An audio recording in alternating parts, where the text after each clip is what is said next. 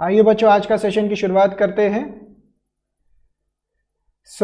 आज का हमारा लास्ट सेशन होने वाला है आपके बैच का, और इसके अंदर हम क्या करने लगे हैं, अपना बुक 3 पूरा का पूरा जो बचा हुआ हिस्सा है रिवाइज करने जा रहे हैं। तो आज के इस सेशन में हम बुक 3 पूरा रिवाइज करेंगे, जिसके अंदर कौन कौन से टॉपिक्स आ गए हमारे, financial statements, ratio analysis, cash flow statement, एक कंपैरेटिव कॉमन साइज भी है बट वो बहुत ही सिंपल सा है, मैं उसको बुक में से ही आपकी पिक कर लूँगा और कंप्लीट करवा दूंगा। आइए सबसे पहले नीचे की तरफ चलते हैं और स्टार्ट करते हैं चैप्टर नंबर 10।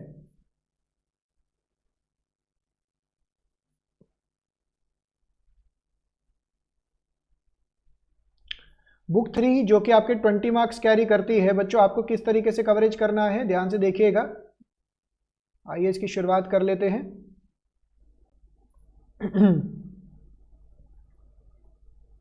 एक सेकंड, हेलो हेलो हेलो, ठीक है, वॉल्यूम तो क्लियर आ रही है। ओके, सो सबसे पहले फाइनेंशियल स्टेटमेंट्स का मतलब क्या है, they are the final products of an accounting process which begins with identification of accounting information, recording etc etc।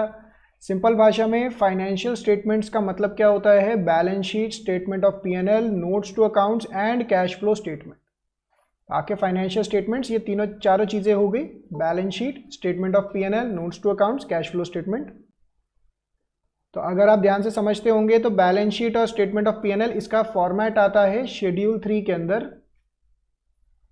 Of companies act. ये आपको ढंग से याद करके जाना है फॉर्मेट। आइडेंटिफिकेशन के क्वेश्चंस आते हैं जिसको मैं अभी डिस्कस करता हूँ। व्हाट इज द नेचर, ये ना बच्चे बहुत बारी बोलते हैं सर बुक 3 में थ्योरी क्या करनी है, तो ये सारी थ्योरी जो बुक 3 की इंपॉर्टेंट है वो मैंने यहाँ पे उसके मेन हेडिंग्स डाले हुए हैं। आप ये हेडिंग्स को समझ के याद करके चले जाइए, पेपर में कहीं ना कहीं काम आ जाएगी। These are prepared on the basis of factor recorded in accounting books, certain accounting conventions, these are prepared on certain basic assumptions। इसके अंदर पर्सनल ओपिनियन, जजमेंट, एस्टिमेट्स ये सब इन्वॉल्व होते हैं। Uses of information of financial statement, report, physical policies के लिए, basis of granting credit, basis of prospective investors etcetera etcetera. Main topic इसका शुरू होता है यहाँ से, statement of profit and loss, यहाँ से मेन टॉपिक इसका शुरू होता है। तो आइए इसकी शुरुआत करते हैं। तो बच्चों सबसे पहले जब हम statement of profit and loss की बात करते हैं, ये ना पूरा का पूरा फॉर्मेट आपको A to Z word by word याद होना चाहिए, इसके अंदर कोई भी एक्सेप्शन नहीं है। स्टेटमेंट पूरा वर्ड टू वर्ड, एक सीक्वेंस बाय सीक्वेंस, आगे पीछे भी नहीं होना चाहिए। तो ये फॉर्मेट आपका कहाँ पे दे रखा है, schedule 3 part 2 of companies act 2013, वहाँ पे ये फॉर्मेट दे रखा है। तो वहाँ से ये फॉर्मेट आपको याद करना है। सबसे पहले आता है रेवेन्यू फ्रॉम ऑपरेशन, जिसे हम सिंपल भाषा में सेल्स भी बोलते हैं। अदर इनकम, दोनों को प्लस करेंगे तो टोटल रेवेन्यू। इसमें से खर्चे माइनस करते हैं बच्चों। खर्चों के कितने नाम थे, 7, 1 2 3 4 5 6 7। Cost of raw material consume मतलब opening plus raw material purchase minus closing. Purchase of stock in trade, changes in inventory, changes in inventory का मतलब क्या हो गया, ओपनिंग माइनस क्लोजिंग, ठीक है ना। तो of finished goods, WIP and stock in trade. Employee benefit, employee से रिलेटेड कोई भी खर्चा हो। फाइनेंस कॉस्ट, जैसे लास्ट क्लास में भी हमने किया था ना, इंटरेस्ट आपने कोई पे किया, ठीक है ना। डिस्काउंट या loss on issue of debentures, तो ये सब फाइनेंस कॉस्ट में आता था। डेप्रिसिएशन, एमोर्टाइजेशन, और इसके अलावा कोई खर्चा बचा, अदर एक्सपेंसेस यहाँ, तो टोटल एक्सपेंस निकल के आएगा। Profit before tax minus tax will give us profit after tax. तो ये 7 तरीके के खर्चे हैं, इनको सीक्वेंस बाय सीक्वेंस आपको याद करना है, हल्का सा भी आगे पीछे नहीं होना चाहिए। उसका रीजन क्या बैठता है, जब आप आगे जाके रेशियो एनालिसिस करते हैं बच्चों, जब आप रेशियो एनालिसिस करते हैं वहां पे इसी में से फॉर्मूला निकल के आते हैं। तो ये वर्ड बाय वर्ड आपको याद होने चाहिए। इसके बाद आता है बैलेंस शीट। ये कहाँ पे आता है बच्चों, ये भी शेड्यूल 3 के अंदर बताते हैं कि बैलेंस शीट का फॉर्मेट क्या होने वाला है। बैलेंस शीट का फॉर्मेट, सबसे पहले लाइबिलिटीज साइड देखिए, सबसे मेन हेडिंग्स क्या है, share holder fund, share application, pending allotment, non current liabilities and current liabilities. तो बहुत बारी पेपर में आता है, आइडेंटिफाई करिए कि ये आइटम कहाँ फॉल करती है। इसके लिए मैंने पूरा आगे एक डब्बा दे रखा है, अभी वो डब्बा रिवाइज कैसे करना है वो मैं आपको समझाता हूँ, ठीक है ना। डब्बा कैसे रिवाइज करना है ये भी बता देते हैं। तो 4 मेन हेडिंग्स आ गई। अब सब हेडिंग्स क्या क्या है बच्चों? शेयर कैपिटल, ये आपका इशू ऑफ शेयर्स के अंदर भी आप पढ़ते हैं, इसको बनाने के लिए भी पेपर में आ सकता है। जैसे इशू ऑफ शेयर्स का जब हमने रिवीजन किया था मैंने आपको बताया था, इसका फॉर्मेट आपको याद होना चाहिए।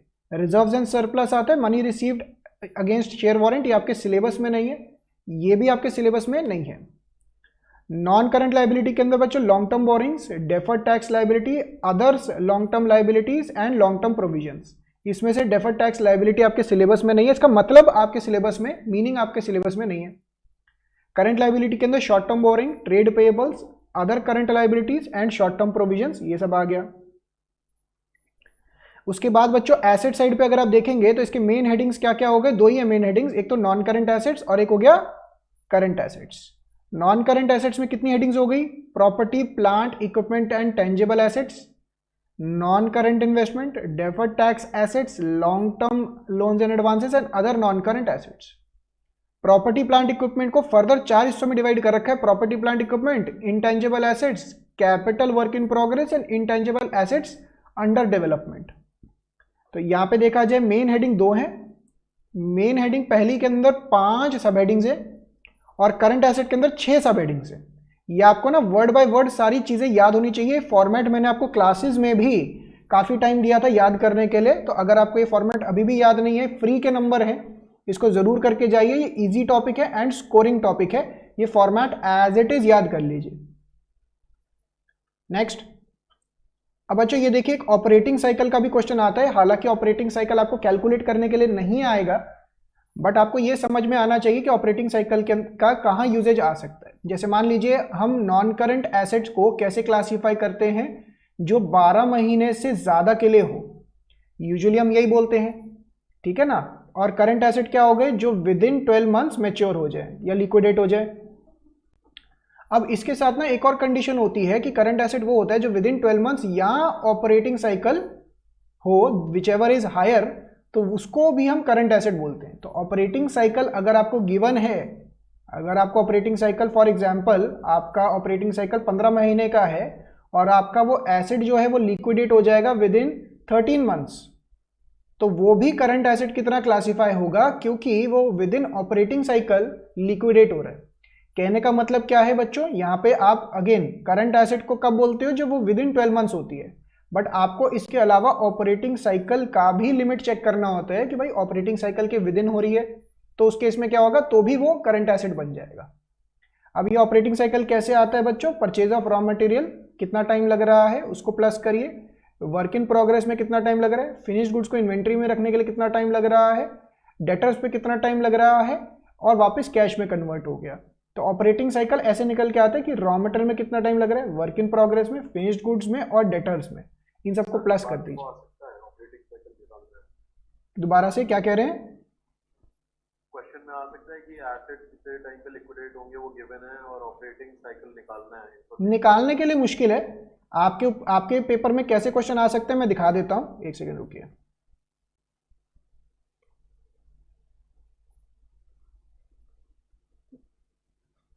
जैसे ये देखिए आपका बुक 3 है, इसके अंदर कैसे टाइप का क्वेश्चन आ सकता है ऑपरेटिंग साइकिल पे, मैं वो आपको दिखा देता हूं।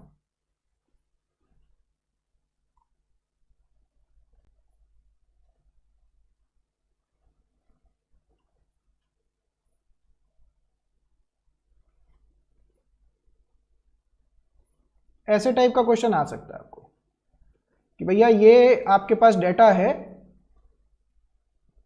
जैसे लायबिलिटीज का डाटा गिवन है यहाँ पे, ये ट्रेड पेबल्स हैं, ऑपरेटिंग साइकिल गिवन होगा आपको, एक्सपेक्टेड पेमेंट पीरियड ये तो ऑब्वियसली बात है गिवन ही होगा, ये निकालने के लिए नहीं आएगा। और बोलेंगे कि आइडेंटिफाई करिए कि इसमें से कौन सा करंट लायबिलिटी है, कौन सा नॉन करंट लायबिलिटी है। तो ऐसे टाइप का क्वेश्चन आ सकता है। तो इसमें तो क्लियर कट ये दोनों तो करंट लायबिलिटी हो गया क्योंकि विद इन 12 मंथ्स है, ठीक है ना। अब इनमें से थोड़ा सा दिमाग लगाना है। जैसे अब इसके अंदर देखेंगे आपका ये 15 महीने में हो रहा है, तो ये तो नॉन करंट लायबिलिटी जाता हुआ दिखाई दे रहा है। ये 15 महीने में है, 12 महीने से ज्यादा हो गया, बट विद इन 18 मंथ्स है, तो ये करंट लायबिलिटी हो गया। ये 24 महीने है, 18 से भी ज्यादा है, तो ये नॉन करंट लायबिलिटी हो गया। तो इस तरीके से आपको ये दिमाग लगाना पड़ेगा, बस निकालने के लिए नहीं आएगा आपको कि भाई ऑपरेटिंग साइकिल पहले निकालो फिर बताओ कि करंट लायबिलिटी है या नॉन करंट लायबिलिटी है। वो आपके लेवल पे एप्लीकेबल नहीं है, वो हायर स्टडीज में आप देखेंगे। नेक्स्ट, अब बच्चों ये सारी चीजें आपके सिलेबस में है नहीं, तो यहाँ पे उसका एक नोट डाला हुआ है, according to circular of accounting treatment of the following will not be evaluated in examinations, ये आपके एग्जामिनेशन में आने के चांसेस नहीं है। Also note accounting treatment of other assets, ये सारी अगेन ये सब ना आप नोट के तौर पे रीड कर लीजिएगा सिंपल वर्डिंग्स के लिए, ये आपके सिलेबस में क्या एप्लीकेबल है क्या नहीं है उसका हल्का सा नोट डाला हुआ है मैंने।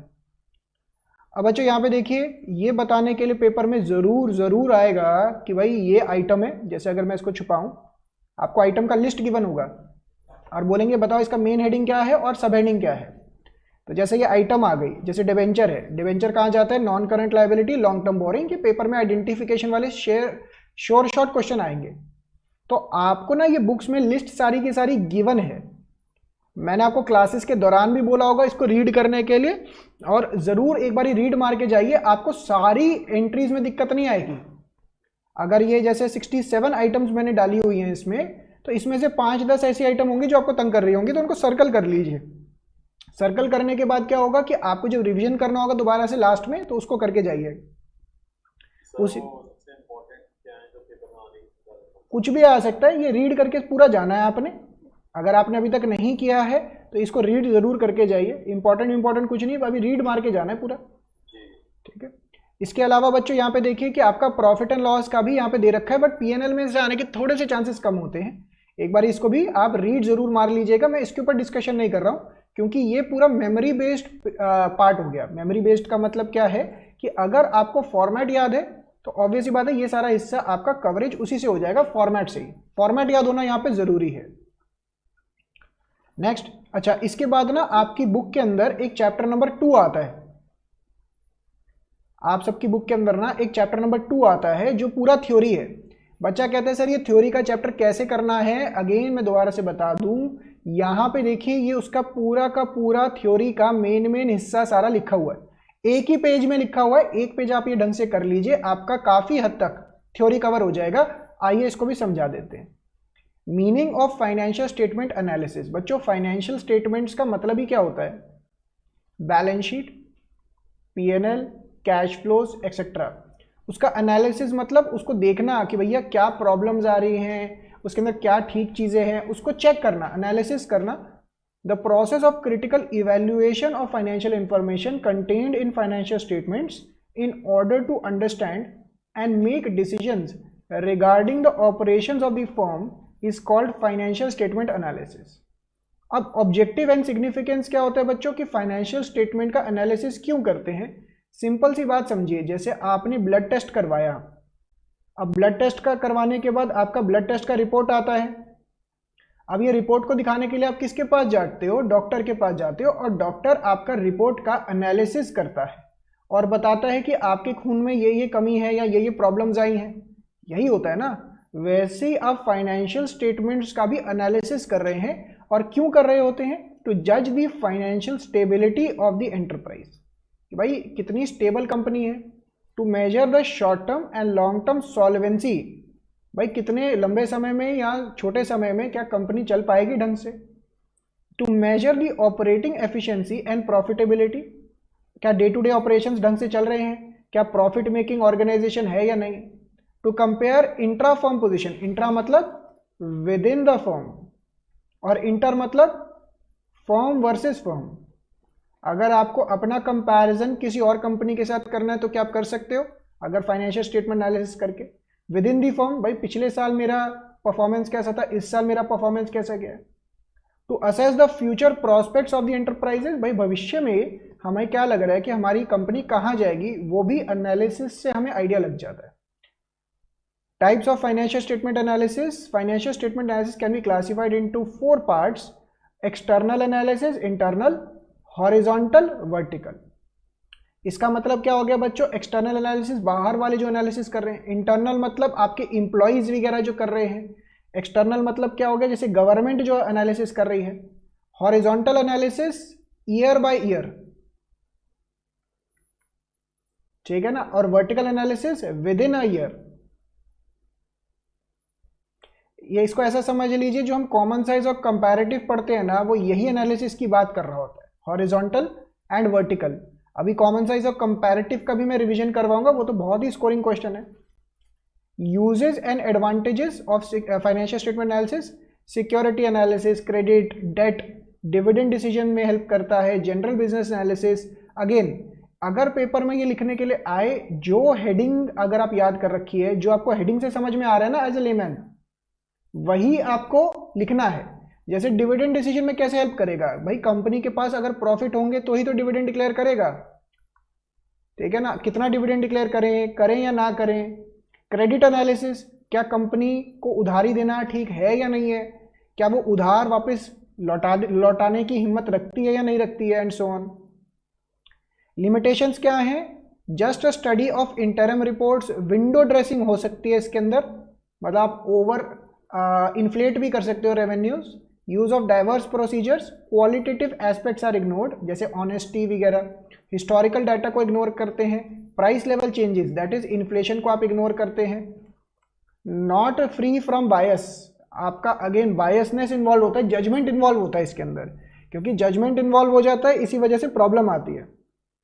Worthless in lack of regular data information, कौन कौन पार्टीज इंटरेस्टेड होती हैं इसके अंदर, देखिए कितने सारे हैं, इनमें से 2-3 भी याद हो जाए काफी है। Investor, lenders, labour union, government, trade creditors, finance manager etcetera. अब बच्चों इसके टूल्स क्या होते हैं, ये सारे आपके चैप्टर्स हैं। Comparative statement analysis, common size statement analysis, ratio analysis, cash flow statement, ये सारा आपका सिलेबस ही तो है। तो जो आप ये सारे चैप्टर्स पढ़ते हैं, ये अल्टीमेटली एनालिसिस और फाइनेंशियल स्टेटमेंट ही चल रहा है। कंपैरेटिव, कॉमन साइज, ठीक है ना, ratio analysis, cash flow statement, ये सारे आपके चैप्टर्स ही हैं जो रेशियो एनालिसिस के जो फाइनेंशियल स्टेटमेंट एनालिसिस के टेक्निक्स हैं। तो एक एक करके हम इसकी शुरुआत करने जा रहे हैं। ये सारे एमसीक्यूज हैं, एक बार आप घर पे बैठ के इसको कर सकते हैं। म्यूट कर लीजिए प्लीज। सबसे पहले चैप्टर हम लेकर आ रहे हैं रेशियो एनालिसिस का। बच्चों यहाँ पे मैंने रेशियो एनालिसिस का पूरा डिटेल में एक बक्सा डाला हुआ है। अगर आप ये बक्सा कर लेंगे तो मेरे हिसाब से आपका रेशियो के सारे फॉर्मूलाज कवर हो जाएंगे। बट अगेन जो आपने क्लास में प्रैक्टिस कर रखा है उसका तो कोई भी ऑल्टरनेटिव नहीं है। तो जैसे अगर आप देखते हैं करंट रेशियो, सबसे simple, current asset divided by current liabilities. Pure ratio बोलते हैं इसे। प्योर रेशियो का मतलब क्या हुआ, 1:1 करके एक्सप्रेस होता है ये। अब करंट एसेट का मतलब क्या हुआ बच्चों, जो भी करंट एसेट्स हैं सबको प्लस कर दीजिए और जो भी करंट लायबिलिटीज हैं उनको प्लस कर दीजिए। दूसरा रेशियो आता है liquid ratio, acid test ratio या क्विक रेशियो।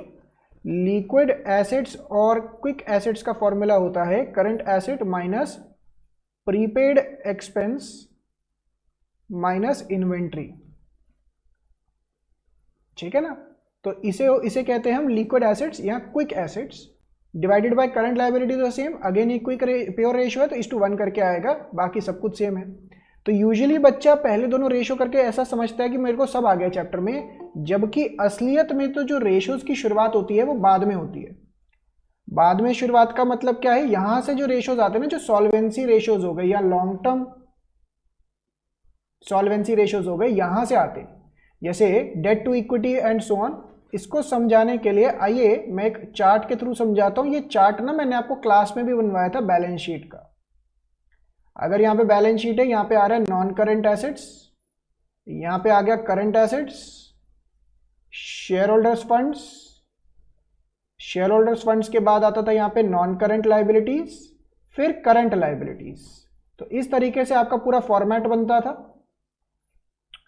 अब बच्चों अगर मैं इसको देखूं तो ये तो टोटल एसेट्स बन जाता है।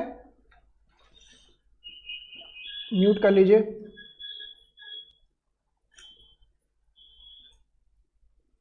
ये इस तरीके से टोटल एसेट्स बन जाता है। अगर मैं इसके अंदर से देखूं, इन दोनों के बीच के डिफरेंस को हम क्या बोलते थे बच्चों, वर्किंग कैपिटल, ठीक है ना। ऑब्वियस बात है, इन दोनों के टोटल को हम टोटल एसेट्स बोलते हैं, वो तो समझ में आता ही है। इन दोनों के टोटल को हम क्या बोलते हैं बच्चों, टोटल डेट, या कई जगहों पे टोटल आउटसाइड लायबिलिटी भी हो गया। शेयर होल्डर फंड के और भी नाम आते थे, एक तो इक्विटी था, एक आपके सिलेबस में शायद नेटवर्थ भी नाम दे रखा है इसका, नेटवर्थ चेक कर लेते हैं।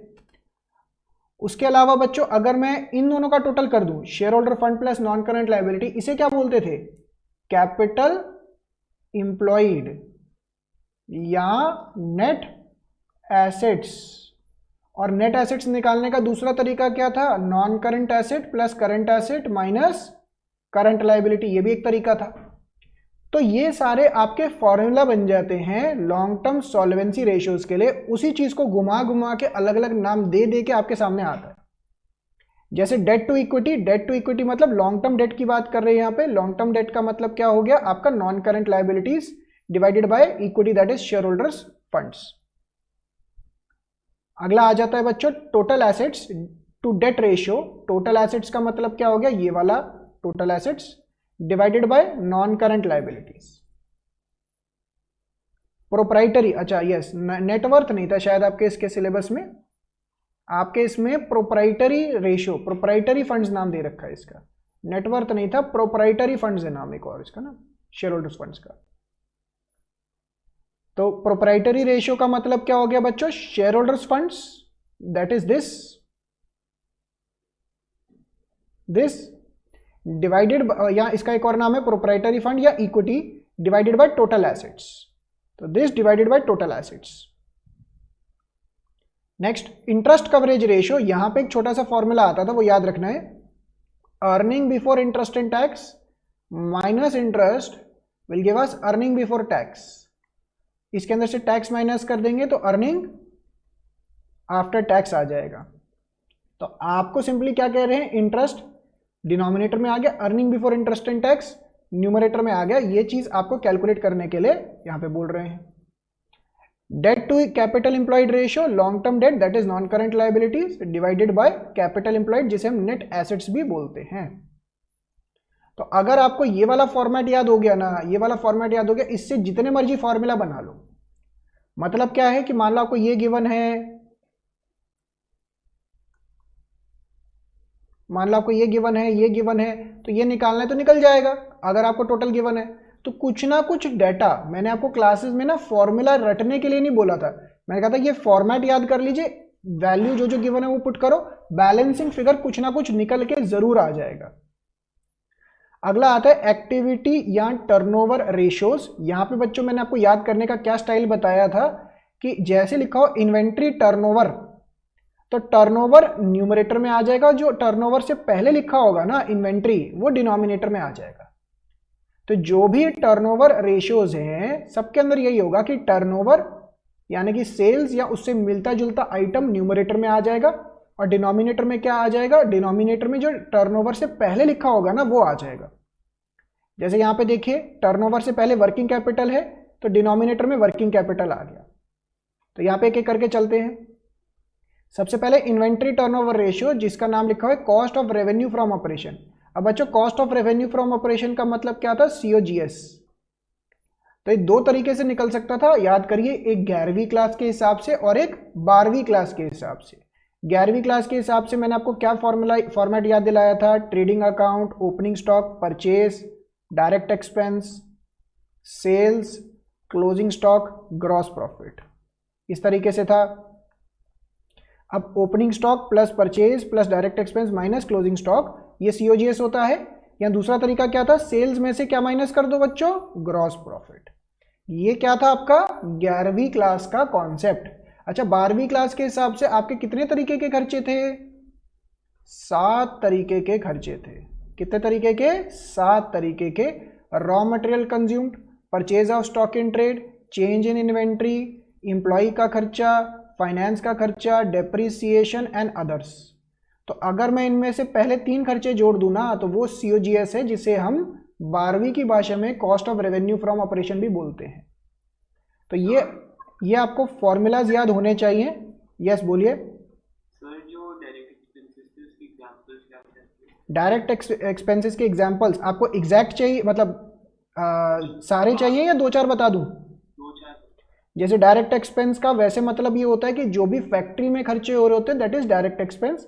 एग्जाम्पल के तौर पे वेजेस का खर्चा, मैन्युफैक्चरिंग का खर्चा, कैरेज इनवर्ड का खर्चा। अगर वेजेस और सैलरी लिखा है तो ये इसमें जाता है ट्रेडिंग में। हाँ, अगर वेजेस एंड सैलरी लिखा है तो डायरेक्ट एक्सपेंस है, सैलरीज एंड वेजेस लिखा है तो वो P&L का आइटम बन जाता है, वो यहाँ पे नहीं आएगा। एवरेज इन्वेंट्री का मतलब क्या था, opening plus closing divided by 2। Next trade receivable turnover ratio, बच्चों टर्नओवर न्यूमरेटर में आ गया और ट्रेड रिसीवेबल्स डिनोमिनेटर में आ गया। अब क्रेडिट रेवेन्यू फ्रॉम ऑपरेशन, इसका फॉर्मूला क्या था बच्चों, जो जो आपको लिखना हो ना अपने हिसाब से लिखते जाना, sales, total sales minus cash sales minus sales return, और एवरेज ट्रेड रिसीवेबल का मतलब opening plus closing divided by 2। Opening debtors bills receivable plus closing debtors and bills receivable divided by 2। अच्छा, अगर इसके अंदर टाइम मांगा जाए ना, टाइम कितना है डेटर्स से पैसा लेने में एंड सो ऑन, तो उसका फॉर्मूला हो जाएगा 365 डेज या 52 वीक्स या 12 months divided by trade receivable turnover ratio. अच्छा, पेबल टर्नओवर रेशियो के अंदर सेम फॉर्मूला, टर्नओवर न्यूमरेटर में आ जाएगा, ट्रेड पेबल्स डिनोमिनेटर में आ जाएगा। सेम अगर टाइम मांगा जाए आपसे तो same to same 365 divided by trade payable turnover ratio. Working capital ये तो बेकार है, मतलब इतना मुश्किल नहीं है। Working capital turnover ratio sales divided by working capital. Fixed assets sales divided by fixed assets. Net assets, net assets का मतलब कैपिटल एम्प्लॉयड, टर्नओवर रेशियो तो revenue divide by capital employed. तो बात वही चल रही है, बात वही चल रही है, बस घुमा फिरा के वही चीज। नेक्स्ट आता है बच्चों प्रॉफिटेबिलिटी रेशियो। ये वाला फॉर्मूला ना बहुत ज्यादा इस्तेमाल होता है, मतलब ऐसा भी हो सकता है कि आपको कोई और सॉल्वेंसी रेशियो वगैरह मांगा जाए और आपसे ग्रॉस प्रॉफिट रेशियो इस्तेमाल कर लिया जाए, आपको बोला जाए कि ग्रॉस प्रॉफिट रेशियो के हिसाब से बताओ।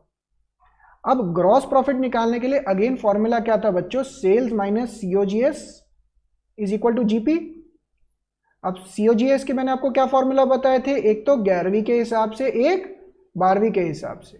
11वीं के हिसाब से ये देखिए मैंने यहाँ पे फॉर्मूला लिखा हुआ है, opening stock plus purchase plus direct expense minus closing stock. और 12वीं के हिसाब से बच्चों पहले 3 खर्चों को जोड़ते थे, cost of raw material consume, purchase of stock and trade, change in inventory, और इसके अलावा कोई स्पेसिफिकली डायरेक्ट एक्सपेंस मेंशन्ड है तो वो। तो सीओजीएस के ये 2 फॉर्मूलाज हैं, ये आपको याद होने चाहिए। अच्छा, ग्रॉस प्रॉफिट अगर कुछ ना मेंशन्ड हो, is always a percentage of sales, अगर कुछ भी मेंशन्ड ना हो तो, ठीक है ना। अगला आता है बच्चों ऑपरेटिंग रेशियो। ऑपरेटिंग रेशियो और एक आता था ऑपरेटिंग प्रॉफिट रेशियो, दोनों में फर्क होता है। अगर मैं इसको समझाऊं तो ध्यान से देखिएगा। ऑपरेटिंग कॉस्ट एक बड़ा टर्म होता है। ऑपरेटिंग कॉस्ट के ना 2 हिस्से होते हैं, सीओजीएस, ऑपरेटिंग एक्सपेंस। अब सीओजीएस क्या होता है ये तो हमने समझ लिया, सीओजीएस क्या होता है ये तो हमने समझ लिया ना कि as per 11th as per 12th। Operating expense क्या होते हैं, जो 12वीं क्लास के हिसाब से employee benefit, depreciation, other expenses, मतलब फाइनेंस को छोड़ के बाकी 3 आइटम, अगेन अदर्स के अंदर नॉन ऑपरेटिंग नहीं आने चाहिए। नॉन ऑपरेटिंग, ऑपरेटिंग का मतलब ही क्या होता है, मैं इसको थोड़ा इलेबोरेट करूं तो ऑपरेटिंग का मतलब ही क्या है, आपके डे टू डे के खर्चे क्या हैं, बिजनेस को चलाने के खर्चे क्या हैं। जैसे मैंने आपको इंस्टीट्यूट का एग्जांपल अगर दिमाग में रखेंगे तो मेरे इंस्टीट्यूट को चलाने में मेरे क्या खर्चे लगते हैं। तो सीओजीएस तो हम समझ चुके हैं, ऑपरेटिंग एक्सपेंस का मतलब क्या हो गया ये याद रखिएगा। और 11वीं क्लास के हिसाब से पीएनएल में जितनी भी डेबिट साइड पे आइटम आती थी जो ऑपरेटिंग नेचर के खर्चे थे वो सारे हो गए। तो ऑपरेटिंग कॉस्ट बच्चों बड़ा टर्म है। ऑपरेटिंग कॉस्ट के 2 पार्ट्स हो गए, सीओजीएस प्लस ऑपरेटिंग एक्सपेंस। तो इनमें कंफ्यूज मत हो जाना, ऑपरेटिंग कॉस्ट एक बड़ा टर्म है, ऑपरेटिंग एक्सपेंस एक छोटा टर्म है। ऑपरेटिंग एक्सपेंस है सारे एक्सपेंसेस पीएनएल के एक्सेप्ट फाइनेंस कॉस्ट। मैं बताता हूं, डिटेल में ले जाते हैं थोड़ा। एज पर क्लास 12th आपके कितने तरीके के खर्चे थे बच्चों, 7 तरीके के। अगर 7 तरीके के खर्चे याद करें दोबारा से, रॉ मटेरियल, आपका स्टॉक इन ट्रेड परचेज हो गया, चेंज इन स्टॉक हो गया, एम्प्लॉय का खर्चा, उसके अलावा फाइनेंस का खर्चा, डेप्रिसिएशन, अदर्स। अब मैं ये कह रहा हूं कि ये तीनों तो मिला के सीओजीएस हो गए 12वीं क्लास के हिसाब से। अब जो आपका ऑपरेटिंग एक्सपेंस निकलना है वो इन चारों में से निकलना है। अब एम्प्लॉय का खर्चा क्या डे टू डे का खर्चा है? यस। फाइनेंस का खर्चा तो नाम से समझ में आ रहा है कि ऑपरेटिंग का नहीं है, तो ये एक्सक्लूड हो जाएगा। डेप्रिसिएशन डे टू डे का खर्चा है, यस। अदर्स जो है ना, अब ये बहुत वाइड टर्म है। अदर्स जो है ना, ये बहुत वाइड टर्म है। इसके अंदर ऑपरेटिंग खर्चे भी आ सकते हैं, नॉन ऑपरेटिंग भी आ सकते हैं। क्योंकि हम ऑपरेटिंग एक्सपेंस निकाल रहे हैं तो अदर्स में से नॉन ऑपरेटिंग खर्चे एक्सक्लूड कर दिए जाएंगे। दोबारा से पढ़िए अब इसको। Employee cost, depreciation, other expenses other than non operating expenses. ये तो हो गया हमारा 12वीं क्लास के हिसाब से। अब 11वीं क्लास के हिसाब से भी समझ लेते हैं, यहाँ पे लिखा नहीं है डिटेल में। अब 11वीं क्लास के हिसाब से क्या होता था कि आप ट्रेडिंग बनाते थे, फिर पीएनएल बनाते थे। यहां से ग्रॉस प्रॉफिट नीचे की तरफ जाता था। अब यहां पे आते थे आपके कुछ ऑपरेटिंग नेचर के खर्चे और कुछ नॉन ऑपरेटिंग नेचर के खर्चे भी आते थे, और यहां पे आपके कुछ नॉन ऑपरेटिंग नेचर की इनकम्स भी आती थी, और फिर आपका बचता था क्या? Net profit. इस तरीके से रहता था। तो जब मैं आपसे बोल रहा हूं कि ऑपरेटिंग एक्सपेंस निकालना है, तो वो ये वाले खर्चों की बात कर रहा है।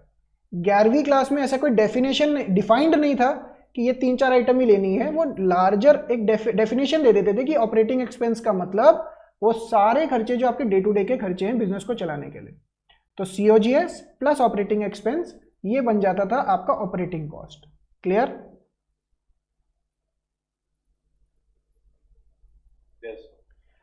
अगला आता है ऑपरेटिंग प्रॉफिट। सिंपल सी बात है, बहुत ही सिंपल। अगर हम सेल्स में से ऑपरेटिंग कॉस्ट माइनस कर दें तो हमारा निकल के आ जाएगा ऑपरेटिंग प्रॉफिट। यानी कि सेल्स में से अगर मैं सीओजीएस माइनस कर दूं और ऑपरेटिंग एक्सपेंस माइनस कर दूं तो मेरा ऑपरेटिंग प्रॉफिट आ जाएगा। यानी कि अगर मैं ग्रॉस प्रॉफिट में से, ये दोनों ग्रॉस प्रॉफिट हो गए ना, ऑपरेटिंग एक्सपेंस माइनस कर दूं तो भी मेरा क्या आ जाएगा? Operating profit. तो इस चीज को निकालने के बहुत सारे फॉर्मूला बन सकते हैं ऑपरेटिंग प्रॉफिट को निकालने के लिए। तो ये अलग अलग फॉर्मूलाज हैं। अगला आता है नेट प्रॉफिट। नेट प्रॉफिट तो बड़ा ही सिंपल सा है, जो भी आपका प्रॉफिट बचा लास्ट के अंदर वो नेट प्रॉफिट ही होता है पीएनएल का, डिवाइडेड बाय सेल्स इंटू 100।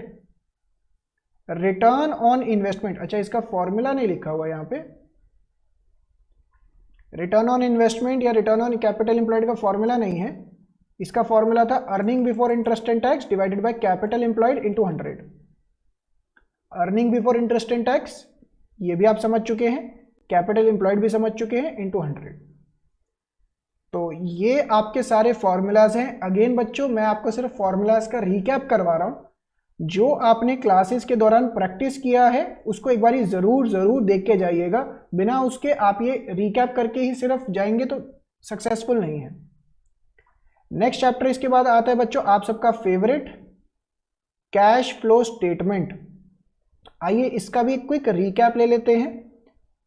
इसका डेफिनेटली एक मिनिमम 6 मार्क का क्वेश्चन तो आना ही आना है, तो आप इसको प्रॉपरली करके जाइए।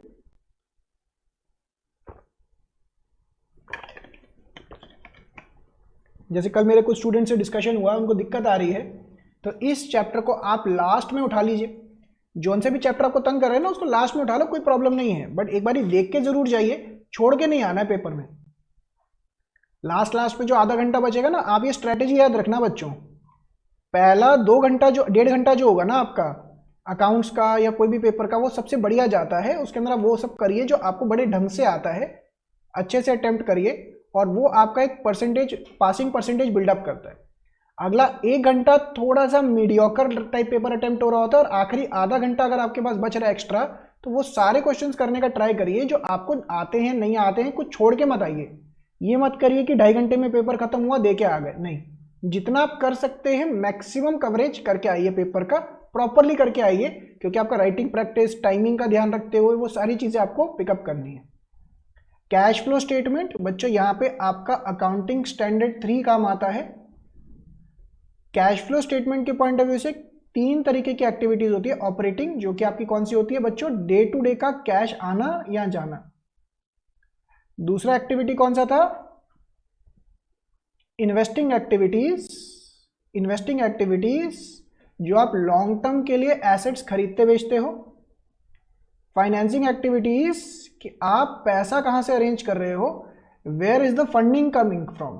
कहाँ से पैसा आ रहा है, कहाँ पैसा जा रहा है, उस चीज़ का यहाँ पे डिस्कशन होता है। अब बच्चों यहाँ पे क्या ध्यान रखना है आपको, ये तीनों प्लस करने के बाद आपका नेट इंक्रीज या decrease in cash and cash equivalent आ जाता है। यहाँ पे एक और टर्म आ गया कैश एंड कैश इक्विवेलेंट, अब इसके बारे में भी डिस्कशन कर लेते हैं। तो अगर मान लीजिए ये 5000 आ रहा है, ओपनिंग 10,000 है, ये आपको ऑलरेडी गिवन होगा ओपनिंग, तो क्लोजिंग आपका 15,000 होना चाहिए एट दी एंड। तो कहीं ना कहीं आपको ये पहले ही पता लग जाएगा क्वेश्चन करने के दौरान कि आप सही कर रहे हैं या गलत कर रहे हैं। तो कैश एंड कैश ये सब आ गया। अब एक एक करके इसके अंदर अगर मैं डिटेल में लेके चलूं तो सबसे ज्यादा तंग करने वाला आपको ऑपरेटिंग एक्टिविटीज ही बनेगा। जैसे सबसे पहले आपको निकालना होता है net profit before tax and extraordinary items. ये क्या है बच्चों, आपका वर्किंग नोट आता है यहाँ पे। जब आप इसका वर्किंग नोट याद करेंगे तो वर्किंग नोट में कितनी आइटम थी बच्चों, 7, 1 2 3 4 5 6 7। जो भी आपने ओपनिंग और क्लोजिंग के बीच का डिफरेंस निकाला नेट प्रॉफिट का, जो बैलेंस शीट में गिवन होता है, that is profit earned during the year.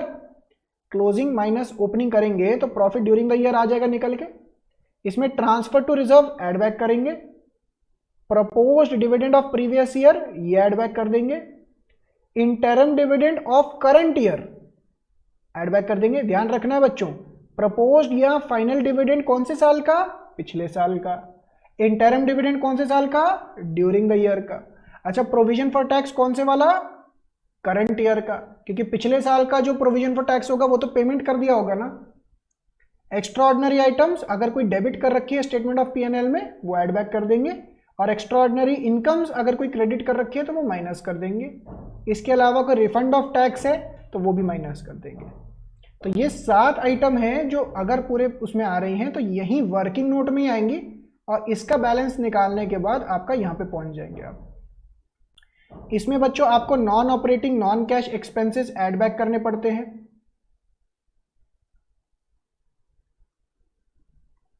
फिर माइनस करना पड़ता है non operating and non cash incomes. इसके एग्जांपल्स दे रखे हैं यहाँ पे, रीड कर सकते हैं। फिर निकल के आता था operating profit before working capital changes. Add करते थे बच्चों क्या, decrease in current asset increase in current liability. Minus करते थे क्या, increase in current asset decrease in current liability. आपका आ जाता था कैश जनरेटेड फ्रॉम ऑपरेशन। इसमें से माइनस करते थे income tax paid net of tax refund और कैश फ्लो फ्रॉम, अच्छा before extraordinary items, plus minus करने के बाद एक्स्ट्राऑर्डिनरी आइटम्स तो ऑपरेटिंग एक्टिविटीज आता था। इन्वेस्टिंग एक्टिविटीज बच्चों कहाँ कहाँ से पैसा आ रहा है, कहाँ कहाँ पैसा जा रहा है। सिमिलरली फाइनेंसिंग कहाँ कहाँ पैसा आ रहा है, कहाँ कहाँ पैसा जा रहा है। ये सारी आइटम्स एक बार आप गो थ्रू करेंगे आपको समझ में आ जाएगा कि फाइनेंसिंग क्या है, इन्वेस्टिंग क्या है, ऑपरेटिंग क्या है। मेन पॉइंट्स इसमें जो याद करने वाले हैं, कुछ की पॉइंट्स मैंने ना यहाँ पे आपके एक बारी दोबारा से लिखे हुए हैं, एक एक करके देखते हैं। जैसे डिविडेंड, 2 तरीके का डिविडेंड हो गया, interim dividend and final dividend.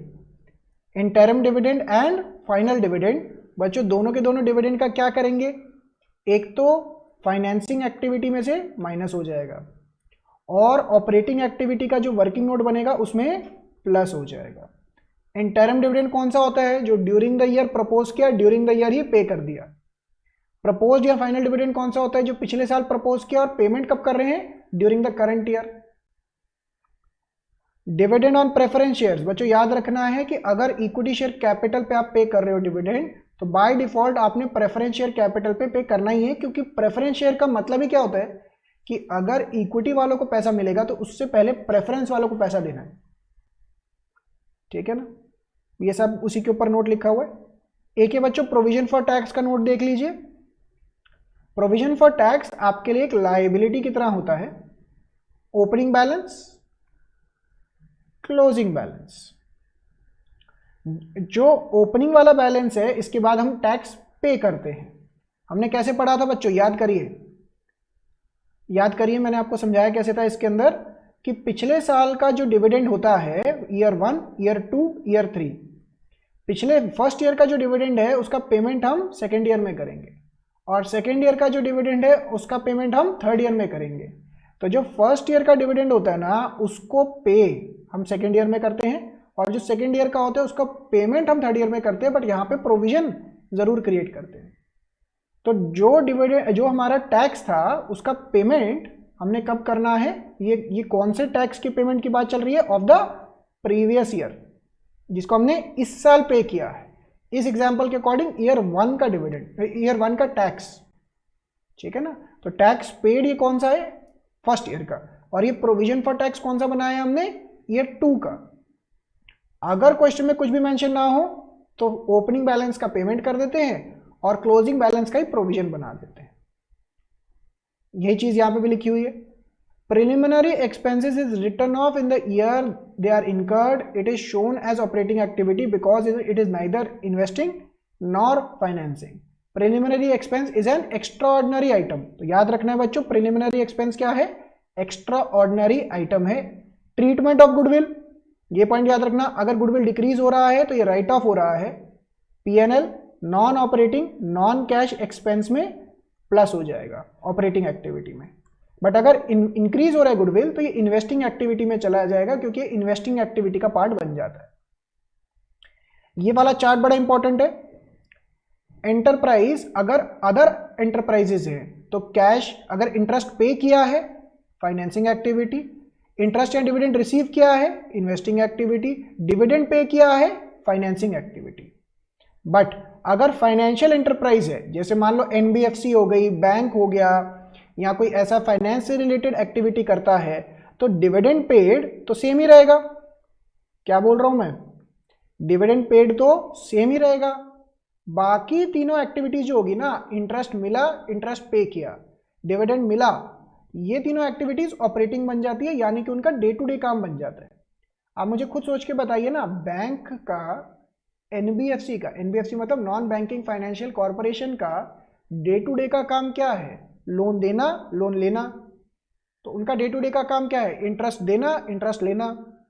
तो फाइनेंशियल एंटरप्राइजेस का ये तीन, interest paid, interest received, dividend received, ये ऑपरेटिंग एक्टिविटी हो जाता है, और डिविडेंड पेड क्या बन जाएगा, फाइनेंसिंग एक्टिविटी।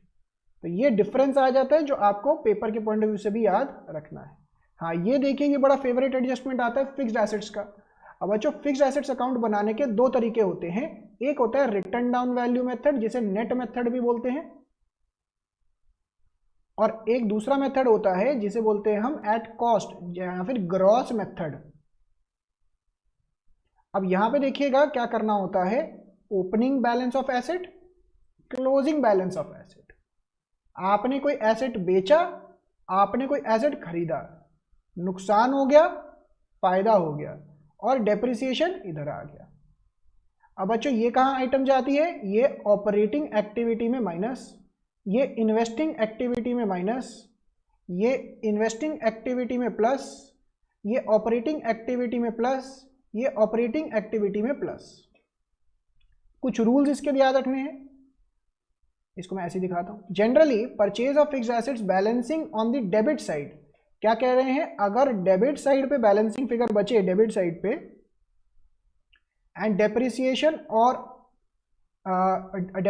और cell of fixed assets on the credit side. कह रहे हैं अगर बैलेंसिंग फिगर डेबिट साइड पे बचा तो उसे परचेज मानते हैं, अगर क्रेडिट साइड पे बचा तो या तो परचेज सेल मानेंगे या डेप्रिसिएशन। अगर आपको सेल्स गिवन होगा तो बैलेंसिंग फिगर डेप्रिसिएशन हो जाएगा, अगर आपको डेप्रिसिएशन गिवन होगा तो बैलेंसिंग फिगर सेल हो जाएगा। अगर दोनों ही नहीं गिवन तो आपको सूटेबल अजम्पशन लिख के आनी पड़ेगी पेपर में कि हम डेप्रिसिएशन मान रहे हैं या सेल मान रहे हैं। Information regarding depreciation is generally given in the question. Students are required to determine sale और purchase, ठीक है। If both are not given तो assumption ले लेंगे। ये देखिए बच्चों, कुछ स्पेशल केसेस हैं। अगर लैंड का केस है, it should be assumed that it is sale। मतलब अगर लैंड अकाउंट बना रहे हैं आप तो डेप्रिसिएशन नहीं मान सकते, आप उसको सेल ही मानेंगे। बट अगर आप कोई गुडविल, ट्रेडमार्क यानी कि इंटेंजिबल बना रहे हैं तो आप उस केस के अंदर इसको डेप्रिसिएशन मानेंगे, सेल नहीं मानेंगे। नेक्स्ट, यही अगर बच्चों आपका ग्रॉस बेसिस चल रहा है, यानी कि अक्यूमुलेटेड डेप्रिसिएशन अकाउंट भी बनाना है, ओपनिंग, क्लोजिंग,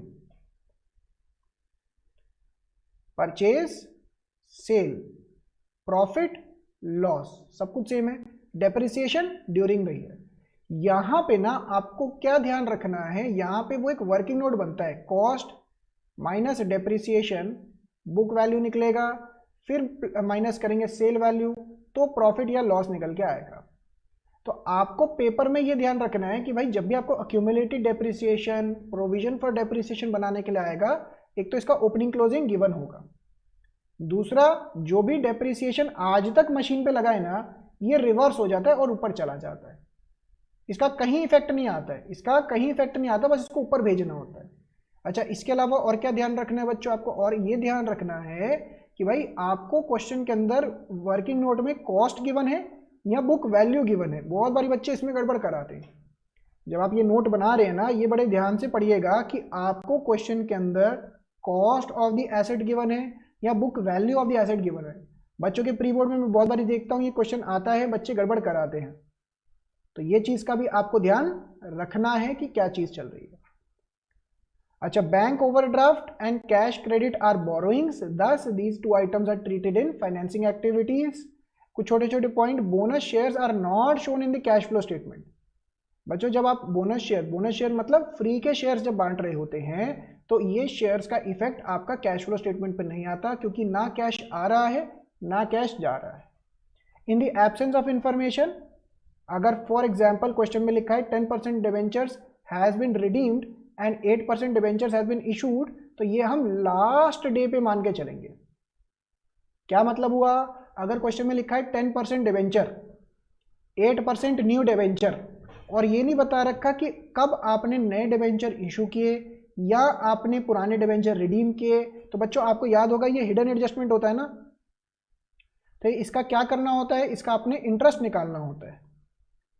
अब मान लीजिए आपके 10 लाख के डिवेंचर थे स्टार्टिंग में, और एंड में जाते जाते वो 15 लाख के हो गए, तो आपने 5 लाख रुपए के डिवेंचर और इशू किए हैं, जो फाइनेंसिंग एक्टिविटी में प्लस हो जाएगा, बट इस पे इंटरेस्ट भी तो पे करना है। अब क्वेश्चन ये आता है कि 10% का जो इंटरेस्ट है वो 10 लाख पे करना है या 15 लाख पे। क्वेश्चन समझ में आया? वो इस बात पे डिपेंड करता है, ये जो एडिशनल 5 लाख के डिवेंचर है ये कब इशू करे।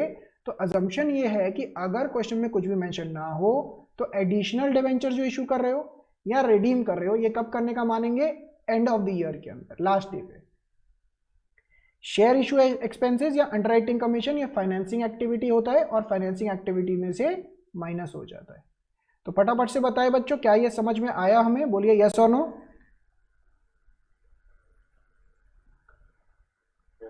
और कुछ रह गया हमारा इसके अंदर? बुक 3 तो कंप्लीट है, चलिए बुक 3 भी हमारा कंप्लीट होता है।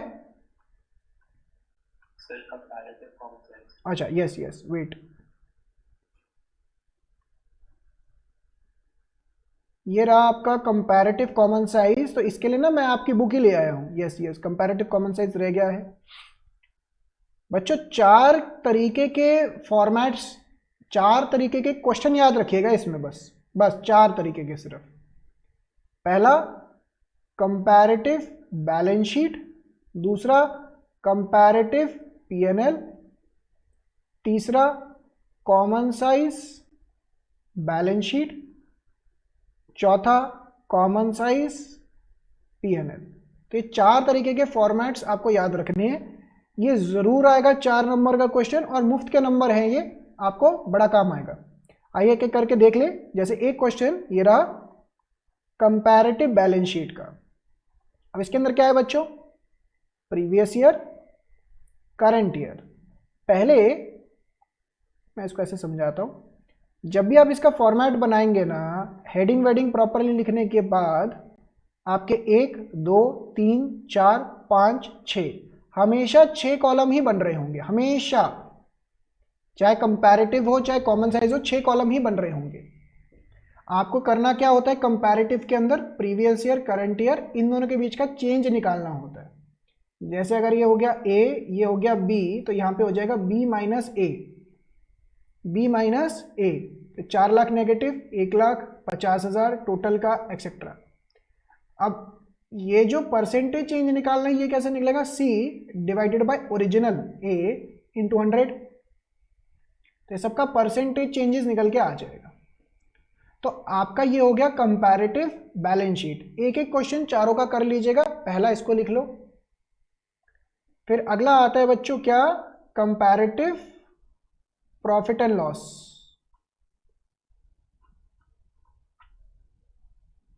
इसका क्वेश्चन जैसे ये रहा, सिंपल क्वेश्चन। Again 6 columns 1 2 3 4 5 6। आपने पहले क्या किया, प्रीवियस ईयर करंट ईयर वैसे ही लिखना है, इसका कोई चेंज नहीं है। जो चेंज आएगा ना वो आखिरी के 2 कॉलम्स में आएगा बस। अब इसके अंदर अगेन क्या किया, सी निकाला, दैट इज बी माइनस ए, इनके बीच का डिफरेंस। फिर निकाला percentage, that is this divided by this into 100। तो ये आ गया आपका क्या, कंपैरेटिव पीएनएल। इसके भी एक आधा क्वेश्चन, ये एक आधा क्वेश्चन लिख के करना चाहे लिख के कर लीजिएगा, वरना ओवरव्यू ले लेना, मुफ्त के नंबर है ये। अगला आता है बच्चों कॉमन साइज। पहले आ गया कॉमन साइज पीएनएल, ये वाला क्वेश्चन देखिए।